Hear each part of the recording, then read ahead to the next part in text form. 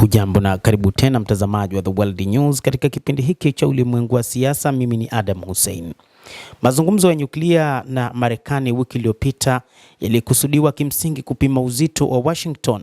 Hii ni kauli iliyotolewa na msemaji wa Wizara ya Mambo ya Nje ya Iran, Ismail Baghei, ambayo ameisema leo Jumanne, akiongeza kuwa mkutano huo mfupi ulionyesha maelewano ya kutosha kuendeleza majadiliano licha ya kutoaminiana. Mkutano wa Muscat haukuwa mkutano mrefu.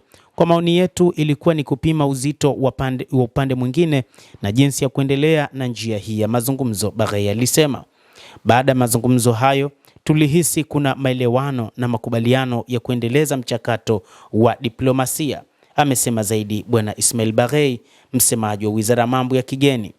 Msemaji huyo amesema Ali Larijani, mshauri wa kiongozi mkuu wa Iran, amepanga safari kuelekea nchini Oman siku ya leo Jumanne kufuatia mashauriano ya kikanda, kwamba Larijani atasafiri hadi Qatar. Kuhusu safari inotarajiwa ya waziri mkuu wa Israel kwenda Washington siku ya Jumatano, Baghei alisema Marekani lazima ichukue hatua bila mashinikizo ya kigeni, hasa shinikizo la Israel zinapopuuza maslahi ya eneo hilo na hata Marekani. Mjumbe maalum wa Marekani Steve Witkoff, Jared Kushner na mkuu wa kamandi kuu ya Marekani Admiral Brad Cooper walikutana na waziri wa mambo ya kigeni wa Iran Abbas Araghchi na maafisa wengine wakuu wa Iran nchini Oman siku ya Ijumaa ya wiki iliyopita. Utawala wa Trump umeiambia Iran kwamba unatarajia wajumbe wa Iran wakiongozwa na Abbas Araghchi, waziri wa mambo ya nje, kuwasili kwenye mkutano wao ujao. Na kitu cha maana, watu wawili wanaofahamu suala hilo waliambia The Jerusalem Post. Baada ya mazungumzo hayo, rais wa Marekani Donald Trump alitangaza kuwa mkutano mwingine utafanyika mapema wiki ijayo. Mazungumzo ya nyuklia yataanza tena, Trump anasema. Wanataka kufanya makubaliano, Trump alisema kuhusu Iran, na kuongeza kwamba uongozi wa Tehran unajua kwamba kama hawatafanya makubaliano, matokeo yatakuwa makubwa sana.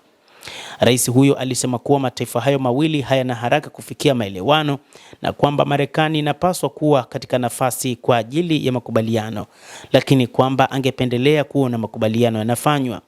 Wakati baadhi ya maafisa wa Iran wamesema kuwa Iran inaweza kukubali kupunguza akiba yake ya uranium iliyorutubishwa kwa 60% ili kubadilishana na kuondolewa kwa vikwazo vyote vilivyowekwa dhidi ya mipango yake ya nyuklia, Abbas Araghchi hapo awali alisisitiza kwamba kusitishwa kabisa kwa urutubishaji wa uranium ni jambo lisilokubalika kabisa kwa Iran. Majadiliano yanapaswa kuzingatia matukio ambayo urutubishaji wa uranium unaendelea, pamoja na uhakikisho kwamba urutubishaji huo ni kwa madhumuni ya amani pekee.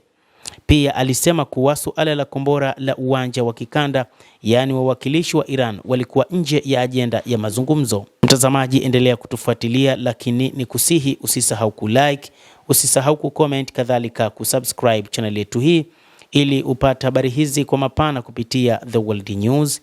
Mimi ni Adam Hussein, endelea kuwa nasi wakati wote, endelea kutufuatilia uweze kujua mengi yanayojiri katika ulimwengu kupitia hapa.